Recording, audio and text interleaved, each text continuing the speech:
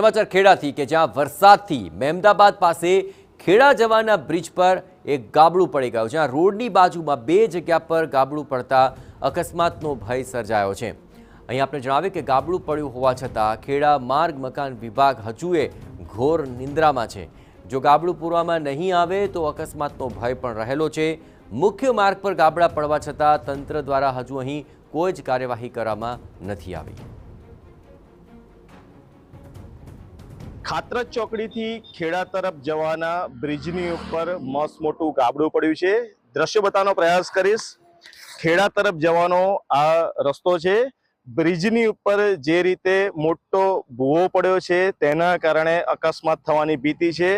સાથે સાથે મોટા પ્રમાણમાં સરકારી માલ મિલકતને પણ નુકસાન થવાની ભીતિ છે, કારણ કે આટલું મોટું ગાબડું પડવા છતાં તંત્રના કોઈ જ અધિકારી અહીંયા રોકાયા નથી। માત્ર કાગળની ઉપર પ્રી મોન્સૂનની વાતો કરતા હોય છે, પરંતુ જે જગ્યાએ ખરેખર ખાડા પડી ગયા છે તેને ક્યારે પૂરવામાં આવશે તે એક પ્રશ્ન છે। ધર્મેન્દ્ર કપાસી, TV9।